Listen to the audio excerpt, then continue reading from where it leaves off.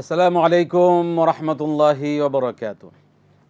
আলহামদুলিল্লাহি রাব্বিল আলামিন ওয়াস সালাতু ওয়াস সালামু আলা রাসূলিহিল কারীম ওয়া খাতামান নাবিয়্যিন ওয়া আলা আলিহি ওয়া সাহবিহি আজমাইন।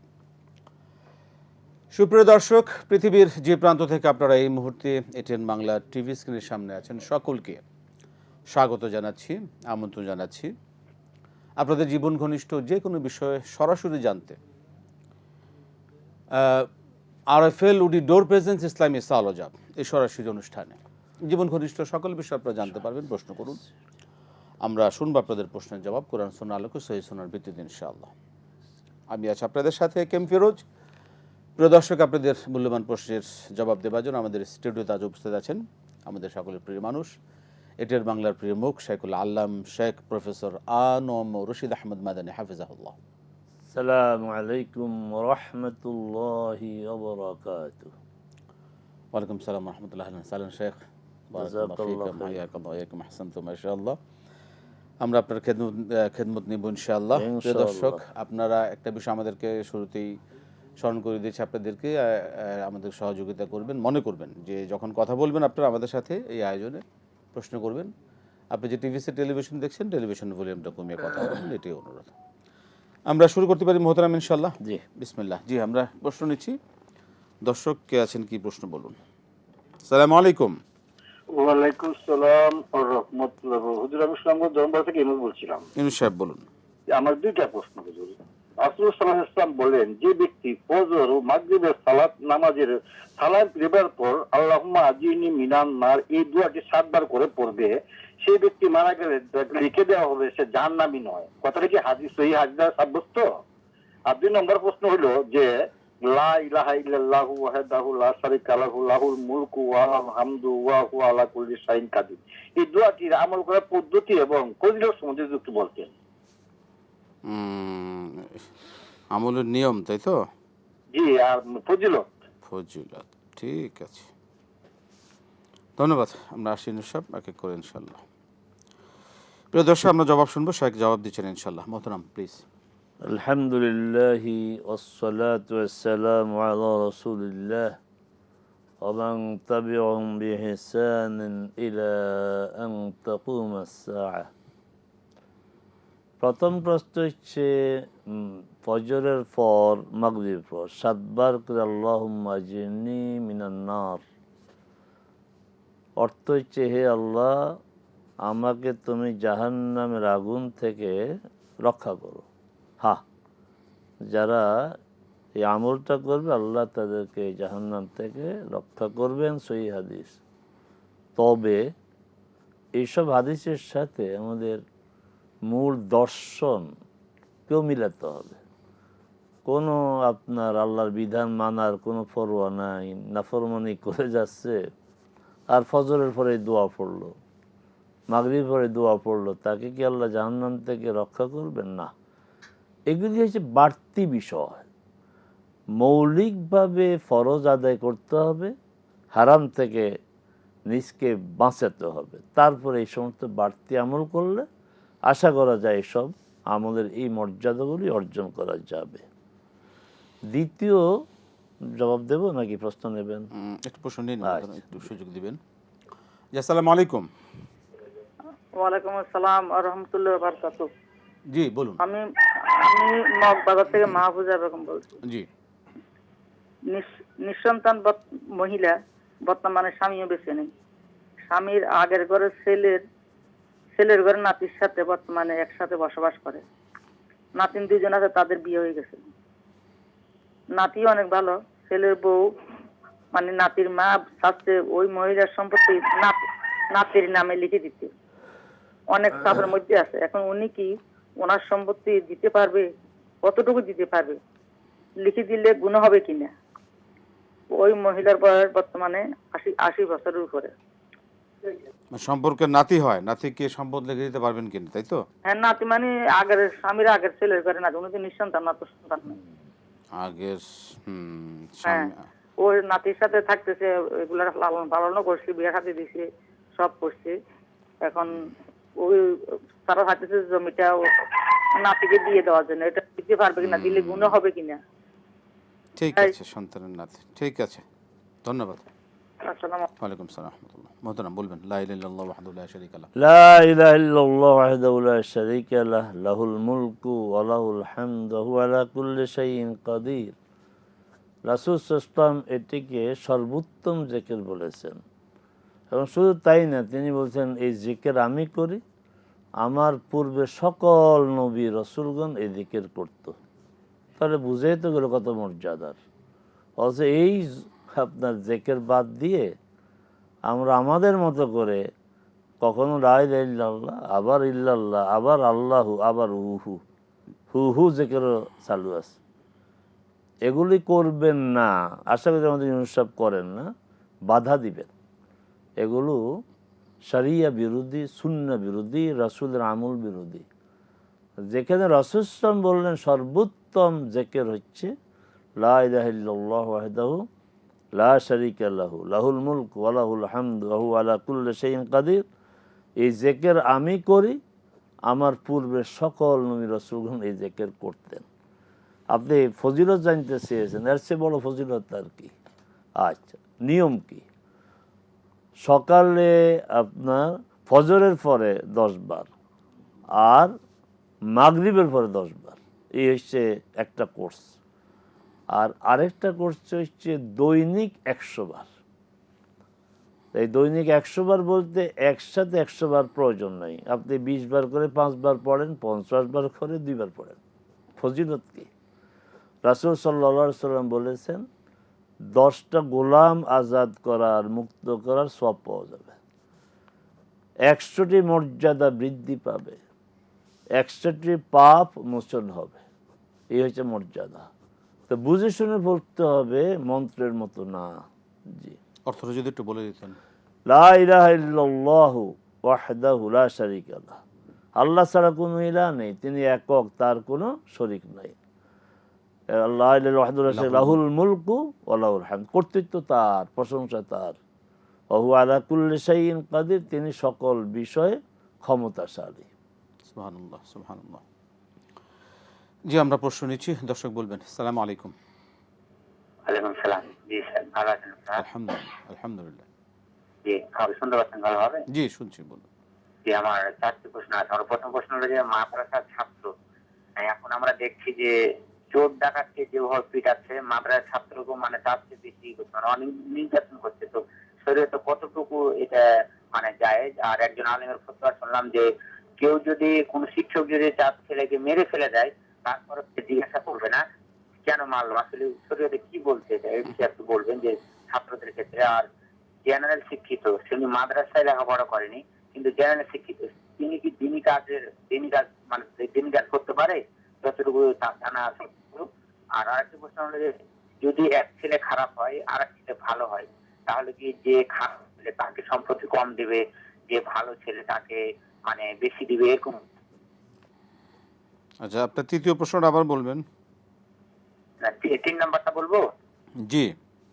3 নাম্বারটা হলো যে মানে ধরেন যে কোন সন্তান দেখে না, তাহলে যিনি মা ওনাকে কি বেশি দেখে না, অনেক শরীয়তে কি কোনো বিধান আছে? আর আরেকটা প্রশ্ন হলো যে একজন বোবা, তিনি তার দাদির কাছে মানুষ এসে, কিন্তু তার বাবা দ্বিতীয় বিয়ে করে অন্য জায়গায় সংসার করছে, তো সেক্ষেত্রে কি মানে তার কি হক নষ্ট হচ্ছে? মানে তার বাবার, সে বোবা, তার দাদিকে সবকিছু দেয়, মানে দাদি মানুষের দাদিকে সবকিছু দেয়, সেক্ষেত্রে কি বাবার কি হক নষ্ট হচ্ছে তার ক্ষেত্রে? জানতে চাচ্ছি। এই প্রশ্নটা বুঝলাম না আমরা। ঠিক আছে, আপনার ধন্যবাদ, আপনাকে। অনেকগুলো প্রশ্ন হয়ে গেছে। মোহতারাম, নিঃসন্তান নাতির নামে স্বামীর আগের ঘরের ছেলে, একটু আমার কাছে মানে অনেক পেশারও মনে হয়েছে। স্বামীর আগের ঘরে প্রয়োজন নাই, আপনার এত কথা বলার দরকার নেই। মূল কথা হচ্ছে কাউকে সম্পত্তি লিখে দেওয়া যাবে না, এটা হচ্ছে মূল কথা। মৃত্যুর আগে কাউকে সম্পত্তি রেখে যাবে না। স্বামীর আগের ছেলে, নাতি, না নিজের সন্তানকে দেওয়া যাবে না, বাস এটা হচ্ছে নীতিগত কথা। মারা যাওয়ার পরে আল্লাহ সুবহানাহু ওয়া তাআলা যেইভাবে বন্টন করে দিয়েছেন ওইভাবে সম্পদ বন্টন করা হবে। সুন্দর, এক কথা জবাব শেষ। জি মোহতারাম, মাদ্রাসা ছাত্রকে নির্যাতন এটা কি করা আমি ঠিক? আজকেও দেখেছি একটা ভিডিওতে, মানে যেভাবে মারতেছে, সুস্থ মস্তিষ্কের কোনো লোক এভাবে কাউকে মারতে পারে না। আপনি কথা ভালো বলেছেন, চোরকে সেভাবে মারে, অন্যায়, এভাবে মারা যাবে না। আল্লাহ রসুল সাল্লাল্লাহু আলাইহি সাল্লাম সাহাবিগণ আল্লাহ রসুলের ছাত্র ছিল না, শুধু সাহাবি। সাহাবি মানে কি? রাসূল, রাসূল তারা রাসূলের অনুসারী সাহাবি, রাসূল নেতা তারা কর্মী, রাসূল শিক্ষক তারা ছাত্র না। রাসূল সাল্লাল্লাহু আলাইহি সাল্লাম কখনো কোনো সাহাবিকে মারা দূরে থাক, কড়া কথা বলেন নাই। এবং একজন সাহাবী বলছেন, মা দরাবানি, আমাকে কখনো আঘাত করেন নাই, অমা কাহারানি, কখনো আমাকে ধমক দেন নাই। আর যেভাবে না, এইভাবে পিটানো যাবে না। আর আপনি জঘন্য কথা একটা বলেছেন, কথা জঘন্য মানে আপনি ঠিকই বলেছেন, চিত্রটা জঘন্য, যে মেরে ফেললো, কৈফিয়ত দেওয়া যাবে না। এটা কোন পৃথিবীর কোন আইনে আছে?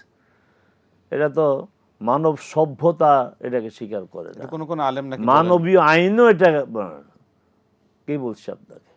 কোন কোন আলেম বলতে নিজেদের স্বার্থে, নিজেরা ফিটায় এটাকে জায়েজ করার জন্য।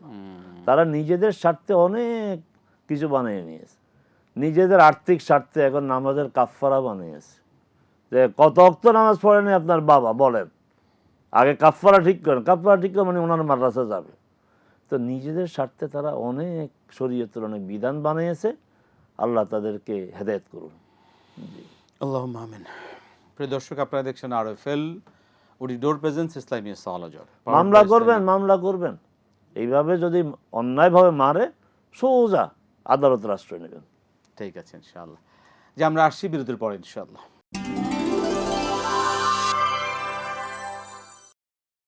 আসসালামু আলাইকুম ওয়া রাহমাতুল্লাহি ওয়া বারাকাতুহু। প্রিয় দর্শক, ফিরে এলাম বিরতির পর। আরএফএল উডি ডোর প্রেজেন্স ইসলামিয়া সালাজর, powered by Islami Bank Bangladesh PLC. সরাসরি আয়োজনে আছি আমরা। জীবন ঘনিষ্ঠ যে কোনো বিষয় জানতে প্রিয় দর্শক আপনারা আয়োজনে ফোন করুন, প্রশ্ন করুন। আমরা প্রশ্ন নেব। দর্শক আছেন অপেক্ষা। জি বলবেন। আসসালামু আলাইকুম। ওয়ালাইকুম আসসালাম। বলুন। আমি প্রশ্ন করতে চাচ্ছিলাম যে আস্তাগফিরুল্লাহ বেশি পড়লে কি আল্লাহ ফজিলতটা বেশি পাওয়া যায় না দোয়া নুসটা পড়লে?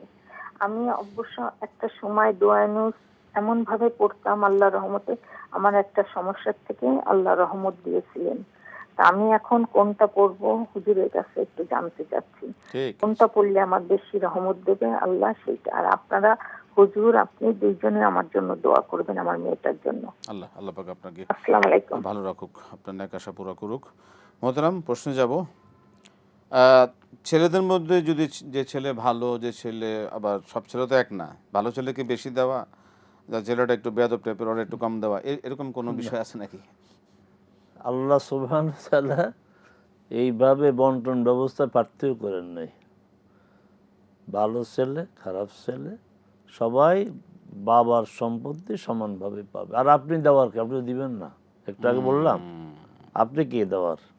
আপনি মারা যাবেন, আল্লাহ দিয়েছে, আল্লাহ দেওয়া অনুযায়ী সে পাবে। জি। আরেকটা প্রশ্ন আমি বুঝলাম না, যে কি বললেন বোবা বাবা কি বলছিলেন? যাক, আমরা পরের প্রশ্নে যাই। আস্তাগফিরুল্লাহ, দোয়া ইউনুস, কোনটা উত্তম হবে আমলের জন্য? কোনোটা বাদ দিয়ে কোনোটা না, দুটোই পড়বেন। আস্তাগফিরুল্লাহ পড়বেন, দোয়ায়ে ইউনুস পড়বেন। তারপর আমাদের আজকের যে আলোচনা শুরু হয়েছে, লা ইলাহা ইল্লাল্লাহু ওয়াহদাহু লা শারীকা লাহু লাহুল মুলকু ওয়া লাহুল হামদু ওয়া হুয়া আলা কুল্লি শাইইন পড়বেন। সুবহানাল্লাহ, আলহামদুলিল্লাহ, লা ইলাহা ইল্লাল্লাহ সব পড়বেন। এক একটার এক এক ফজিলত, এক একটার এক এক মর্যাদা। জি। একটু একটু যদি মানে ফজিলতগুলো একটু ভাগ করে দিতে। আস্তাগফিরুল্লাহ যে আপনি আপনার গুনার জন্য ক্ষমা চাইবেন। তারপরও কোরআনও আর মর্যাদার কথা আছে, ফাকুল তুস্তাগফির রাব্বাকুম ইন্নাহু কানা গফফারা।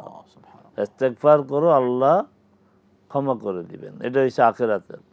দুনিয়ার প্রাপ্তি আছে, ইউরসিলিস সামা আলাইকুম মিদরারা ওয়া ইউমদিদকুম বিআমওয়ালিন ওয়া বানিন ওয়া ইয়াজআল লাকুম জান্নাতিন ওয়া ইয়াজআল লাকুম আনহারা। আল্লাহ সুবহানাহু ওয়া তাআলা আকাশ থেকে বৃষ্টি বর্ষণ করবেন, সন্তান দিবেন, সম্পদ দিবেন এবং বাগিচা আল্লাহ দিবেন কোরআনে ইস্তেগফার।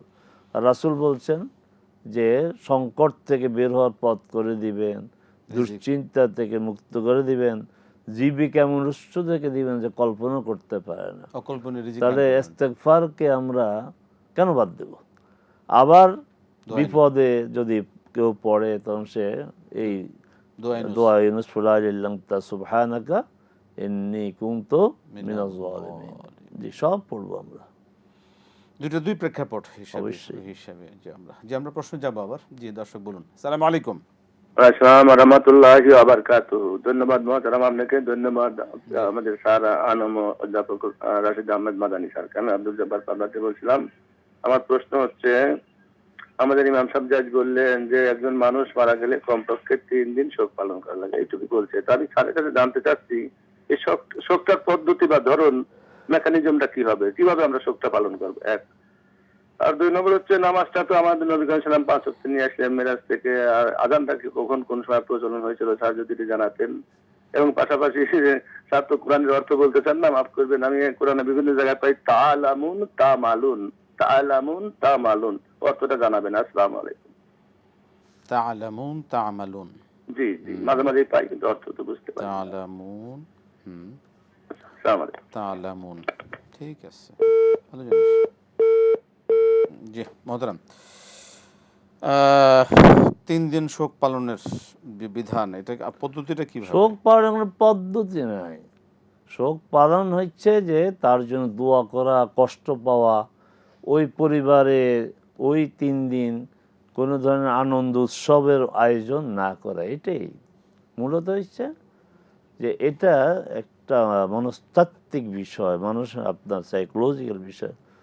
যে ওই পরিবারটা লোক মারা গেল, তো ওই পরিবার তো তার মনে কষ্ট থাকবে, দুঃখ থাকবে, তারা তো তখন ওই আনন্দ করতে পারবে না। এসব বলতে এটাই, পুরুষরা 3 দিনের বেশি করবে না। কিন্তু আমাদের তো আমরা দেখি যে আমাদের শোক এর শেষই হয় না। সেই কবেকার এক ঘটনা ঘটে, প্রতি বছর ওই দিন শোক পালন করা হয়, এটা শরিয়া অনুমোদিত না। কাঁদো বাঙালি, কাঁদো বাঙালি কাঁদো, এই যে কাঁদো বাঙালি কাঁদো, শোক করো বছরে একবার। তারপর আবার ওই আশুরা আসলে হোসেন রাদিয়াল্লাহু তাআলা কেন্দ্র করে আবার মাতম, এগুলো শরিয়া অনুমোদিত না। কেউ মারা গেলে বাস 3 দিন, প্রথম 3 দিন। তবে স্ত্রীদের ক্ষেত্রে ভিন্ন, তাদের ইদ্যত পালন করতে হয়, এটা একটা শোকের পিরিয়ড। সন্তান সম্ভব হইলে সন্তান হওয়া পর্যন্ত ইদ্যত পালন করতে হবে।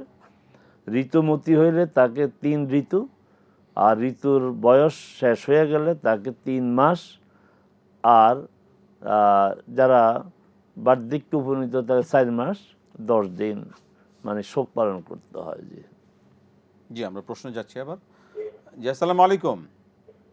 জি ওয়ালাইকুম আসসালাম।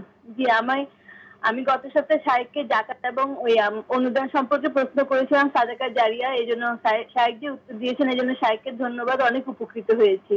আজকেও আমি একটু প্রশ্ন করতে যাচ্ছি এই সংক্রান্ত, যে আমরা মসজিদ ছাড়া যদি মাদ্রাসা, এতিমখানা বা কোনো নলকূপ বা রাস্তাঘাট তৈরির জন্য কি আমরা আমাদের যাকাত ফান্ড থেকে টাকাটা দিতে পারবো?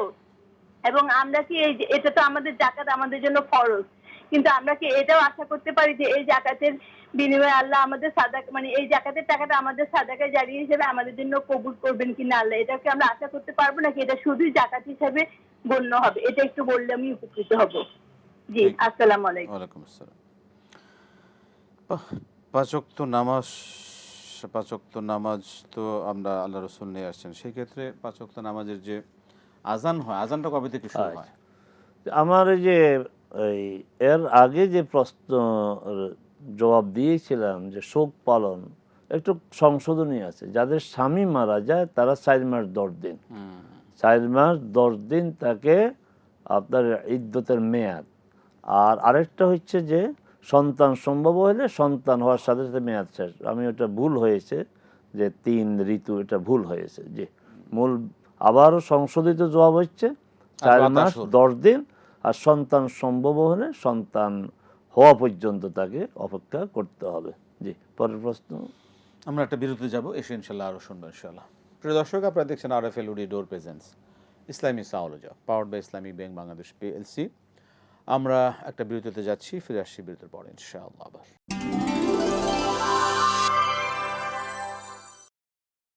আসসালামু আলাইকুম ওয়া রাহমাতুল্লাহি ওয়া বারাকাতুহু। প্রিয় দর্শক, ফিরে এলাম বিরতির পর RFL woody door presents Islami সাওলজা powered by Islamic Bank Bangladesh PLC. সরাসরি আয়োজন, যেমন ঘনিষ্ঠ যে কোনো বিষয় জানতে আপনারা প্রশ্ন করুন, ফোন করুন, ইনশাআল্লাহ আমরা শুনছি আপনাদের প্রশ্নের জবাব। প্রশ্ন যে আমরা যেটা আছে সেটা শুনতে চাই। মহতরম, আপনি কি জবাবটা দিয়েছিলেন কি না আজানের বিষয়টা? না, জবাব তো দিতে পারেনি। হ্যাঁ, আপনি ভালো বলেছেন যে রাসূল সাল্লাল্লাহু আলাইহি সাল্লাম, নবীজি বলবেন না। নবীজি কি শব্দ আবার? আমরা রসুলজি বলি, রসুলজি তো বলি নাই। তো রাসূল সাল্লাল্লাহু আলাইহি সাল্লাম মেরাজে গিয়েছেন, মেরাজ থেকে সালাত নিয়ে এসেছেন, একদম সংক্ষিপ্ত কথা। অতএব সালাতের মর্যাদাটা বুঝতে হবে। ইসলামের গোটা শরিয়া, কি ফরজ, কি ওয়াজিব, কি হারাম, সব হচ্ছে এই মাটিতে নাজিল হয়েছে, কিন্তু সালাত উপর থেকে এসেছে। আর সেই সালাত নিয়ে অবহেলা মুসলমানদের। এই জন্য সালাতের মাধ্যমে ওই উপরওয়ালার সাথে সম্পর্ক হয়। আর সালাতে মেরাজের মুমিন, মুমিনের মেরাজ যদি হাদিস বলা হয়, কিন্তু হাদিস না হলো কথা তো সত্য যে সালাতের সম্পর্ক উপরের সাথে, তো উপরওয়ালার সাথে সম্পর্ক। আজান হয়েছে হিজরি দ্বিতীয় সালের পরে, যখন লোকজন অনেক বেড়ে গেছে, তখন বিভিন্নভাবে প্রস্তাব এসেছে যে আপনার ঢোল বাজানো, তারপরে বাঁশি বাজানো ইত্যাদি। কিন্তু স্বপ্নে দেখেছেন একজন সাহাবী, তখন এটা চালু হয়েছে যে এইভাবে আজান দেওয়া। রাসূল সাল্লাল্লাহু আলাইহি ওয়াসাল্লাম এটাকেই অনুমোদন দিয়েছেন। জি, আমরা প্রশ্ন নিচ্ছি। আসসালামু আলাইকুম। ওয়ালাইকুম আসসালাম। আমি গাজীপুর থেকে বলছিলাম। বলেন। হুজুর, আমাদের এখানে কারেন্ট চলে গেছে, তো লাইনে থেকে উত্তর দিলে আমি শুনতে পারবো। আচ্ছা, বলেন। হ্যাঁ, আমার প্রশ্নটা হচ্ছে যে একজন আর কি, আমি আমার হাত খরচ থেকে বা সংসার খরচের টাকা থেকে একটু একটু একটু একটু করে কিছু টাকা আর কি আমার হয়েছে। আমার এখন ইচ্ছা হলো যে আমি উমরা করতে যাব, কিন্তু আমার স্বামী একজনের হবে, আমার অথবা আমার স্বামী। কিন্তু আমি টাকাটা কাছ থেকে একটু একটু করে জমাইছি, আমারও খুব ইচ্ছা উমরা করি, সেটা আমার স্বামীকে রেখে আমি করলে হবে কিনা। আর উমরার খরচটা কিরকম লাগে, মানে 2 লাখ 3 লাখ কিরকমের মধ্যে এটা শেষ করা যাবে, এটাই আমার প্রশ্ন। জি, শুনুন মোহতারাম, শুনলেন প্রশ্ন। আপনি হাত খরচ থেকে অল্প অল্প করে বাঁচিয়েছেন, যেটা আপনার হক, এটা আপনি উমরায় যাবেন, স্বামী একা যাবে কেন? আপনি বরং স্বামী ম্যানেজ করুক না, চেষ্টা করুক। আর আপনি যে 2-2.5 লাখ বলছেন, এত লাগবে না, আপনার 1,50,000 থেকে 70 এর মধ্যেই উমরা হয়ে যাবে। তো আল্লাহর উপর ভরসা রাখেন, আপনি যা জমাইছেন স্বামীকেও বলেন, স্বামীও ম্যানেজ করুক, দুইজন একসাথে যান, দুইজন একসাথে যাওয়াই ভালো। আর আপনি একা কার সাথে যাবেন? একটু একটু জমালে তো দুজনে যেতে পারে। হ্যাঁ, জি, তাই না? একটু কষ্ট করে একটু জমালে আপনারটা দিয়ে আপনিই যান। ঠিক আছে, দুজনে একসাথে যান, ওনারা ফালা যায় না। ঠিক আছে, ধন্যবাদ মোহতারাম। তা'মালুন তা'লামুন, আপনি যদি কোরআনের অনুবাদ পড়েন, অনুবাদেই পড়া উচিত, না বুঝে কিছু পড়া উচিত। ওটা কেমন নিশ্চয়ই লেখা আছে, দুইটার আলাদা পার্থক্য। তা'মালুন হচ্ছে তোমরা আমল করো, তা'লামুন হচ্ছে তোমরা জানো। নিশ্চয়ই ওখানে অনুবাদটা এইভাবে আছে, আপনি একটু ভালো করে দেখলে আপনি নিজেই বুঝতেন যে লাম দিয়ে হলে জানো, তা'লামুন হচ্ছে তোমরা জানো, তা'মালুন হচ্ছে তোমরা মিম দিয়ে হলে তোমরা কাজ করো। আমলের কথা বলেছে, কাজের কথা। আচ্ছা, জি, পরবর্তী প্রশ্নটা ভালো প্রশ্ন, একটা প্রশ্ন আমাদের আছে হাতে। জি, আসসালামু আলাইকুম। আসসালামু আলাইকুম। ওয়ালাইকুম আসসালাম ওয়া রাহমাতুল্লাহ। বলুন, কি প্রশ্ন? এটিএন বাংলা। জি জি, এটিএন বাংলা। জি জি জি জি, বলুন বলুন, কি আপনার কি প্রশ্ন বলুন। হ্যাঁ, আমার প্রশ্ন যে রশিদ সাহেবের ইসলামিক বই, যে দোয়ার বই, বইয়ের নাম কি, কোথায় পাওয়া যাবে এটা? আচ্ছা, ঠিক আছে। 1 নম্বর প্রশ্ন। আর কয়েকটা প্রশ্ন আছে। জি জি, বলেন বলেন বলেন। 2 নম্বর প্রশ্ন হলো, এই যে আমরা নামাজে আত্তাহিয়াতু দুরূদ শরীফ পড়ার পরে এই যে এই আল্লাহুম্মা সালাম, তারপরে আল্লাহুম্মা আইনি আলা যিকরিকা, রব্বানা দিয়ে যত দোয়া আছে আমরা কি এগুলি পড়তে পারবো কিনা? আচ্ছা। বুঝছেন? আর 3 নাম্বার হইলো, যদি কোন এই মুসলমান মেয়ে বিধর্মী ছেলেকে খ্রিস্টান মেয়েকে বিয়ে করে, তারপরে কি তার বাপ মা তারে কি জায়গা দিতে পারবো ভাষায়? খ্রিস্টান মেয়েকে বিয়ে করে? না, খ্রিস্টান ছেলেকে যদি কোনো মুসলমান মেয়ে বিয়ে ও, করে, মেয়ে বিয়ে করবে ছেলেকে? ছেলে মেয়ে যদি ছেলেকে বিয়ে করে, বাসায় মা বাবা কি জায়গা দিতে পারবো কিনা? আপনি কি জায়গা দিয়েছেন? মা বাবার বাসায় বেড়াইতে আসতে পারবো কিনা? আচ্ছা, আপনি কি জায়গা দিয়েছেন নাকি এরকম কাউরে, না দিবেন এরকম কোনো প্ল্যান আছে? পরিচিত দিছে আর কি, আমার পরিচিত পরিচিতই দিছে, ঠিক আছে। আছে, বেড়াইতে আসে মাঝে মাঝে আর কি, বেড়াইতে আসে বাপ মার কাছে, বেড়াইতে আসে। মেয়ে ছেলেকে বিয়ে করলে তাকে কি জায়গা দেওয়া যাবে কিনা? না, ওই তো মাঝে মাঝে বেড়াইতে আসে আর কি মা বাবার কাছে। এটা কি মা ঠিক বাবার আছে। গুনাহ হবে নাকি যদি ওদের? আচ্ছা, ঠিক আছে। দেশের ছেলের কি এত আকাল পড়ে গেল বিদেশি ছেলে বিয়ে করতে হবে? জি মোহতারাম, আপনার এর আগের প্রশ্নটা যাই, যেটা ভালো প্রশ্ন, যে জাকাতের টাকা কি টিউবওয়েল বা রাস্তাঘাট মাদ্রাসায় দেওয়া যাবে কিনা, মসজিদে? উনি এর আগে এই বিষয়ে কি প্রশ্ন যেন বললেন কি? সেটা আপনি দিয়েছেন, উনি উপকৃত হয়েছেন সেটা বলেছেন। না, জাকাতের টাকা দিয়ে আপনি টিউবওয়েল করতে পারবেন না, জাকাতের টাকা দিয়ে মসজিদ করতে পারবেন না। জাকাত হচ্ছে, কারণ টিউবওয়েলের পানি, টিউবওয়েল যখন বসাবেন তখন হতে পারে ওই টিউবওয়েলের পানি আমিও খাবো, আমাদের ফিরোজটাও খাবে, কিন্তু এটা তো জাকাতের, অতএব এটা করা যাবে না। হ্যাঁ, করা যাবে কখন? এমন একটা এলাকা, রিমোট এলাকা, সব গরিব, এরা সব মানুষই জাকাত খাওয়ার যোগ্য, কিন্তু একটা টিউবওয়েল তারা দিতে পারে না। হ্যাঁ, তাদেরকে দিতে পারবেন, কিন্তু যেখানে ধনী গরিব যে সোসাইটিতে মিক্সড না, সেখানে দিবেন না। সেটা কি সাদকা জারিয়া সওয়াব পাবে? হ্যাঁ, অবশ্যই পাবেন। তো ওই যদি তাই হয়, যদি ওই এলাকার সব গরিব, কেউ ধরি না, সবাই জাকাত খাওয়ার মতো অবস্থা, সেখানে করে। মানে জাকাতের টাকাটা মানে একজন ব্যক্তিকে মালিকানা দিতে হবে? হ্যাঁ হ্যাঁ, জি জি, কোনো প্রতিষ্ঠান না, প্রতিষ্ঠানকে। জি। মহতরম, আপনার দোয়ার বইটার কথা যদি একটু বলে দেন। আমার দোয়ার বইটা হচ্ছে কি, এটা আপনার একদিন আমরা এসে দেখে দেব না, আমরা বিক্রয়ের জন্য না, আল্লাহর এক বান্দা চেপে দিয়েছেন শেষ হওয়ার পথে, আবার যখন, এটা হচ্ছে দোয়া ও দরুদ, দোয়া ও দরুদ। সেটা অ্যাভেলেবল কোথায়? এটা লাইব্রেরিতে পাবেন না, কারণ এটা বিনামূল্যে বিতরণের জন্য এক বান্দা ছাপিয়েছেন। আচ্ছা আচ্ছা, ঠিক আছে। নামাজের পর যে দোয়া তাসবিহ যেগুলো পড়বেন, বেশি করে পড়বেন, তবে মূল কোর্স আগে করবেন। মূল কোর্সটা কি? আস্তাগফিরুল্লাহ 3 বার, আল্লাহুম্মা আনতাস সালাম ওয়া মিনকাস সালাম তাবারাকতা ইয়া যাল জালালি ওয়াল ইকরাম একবার, আয়াতুল কুরসি, সূরা ইখলাস, সূরা ফালাক, সূরা নাস, সুবহানাল্লাহ 33 বার, আলহামদুলিল্লাহ 33 বার, আল্লাহু আকবার 33 বার, লা ইলাহা ইল্লাল্লাহু ওয়াহদাহু লা শারীকা লাহু লাহুল মুলকু ওয়া লাহুল হামদু ওয়া আলা কুল্লি শাইইন কাদির। এই কোর্সটা আগে শেষ করবেন, তারপরে আপনি স্বাধীনভাবে যে কোনো দোয়া পড়বেন। মুসলিম মেয়ে খ্রিস্টান ছেলেকে বিয়ে করতে পারবে কিনা? যদি বিষয়টা বিয়ার জন্য আপনার হয়, এটা তো সমস্যা। আল্লাহ রসুল বলছেন যে নিয়ত অনুযায়ী সব কিছু হবে। তো এক লোক আপনার হিজরত করেছে বিয়ে করার জন্য, তো রসুল তো উনি হাদিস বলেছেন, আর দুনিয়ার কোনো আপনার প্রাপ্তি বিয়ের শাদীর জন্য যদি হিজরত করে, এটা হিজরত বলে গণ্য হবে না।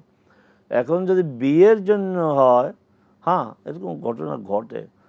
এখন যদি সে মনে প্রাণে নিষ্ঠার সাথে বুঝে শুনে ইসলাম গ্রহণ করে, তাহলে মেয়ের বাবা মা জায়গা দিতে পারবে কিনা প্রশ্ন না, জায়গা করেই দিতে হবে।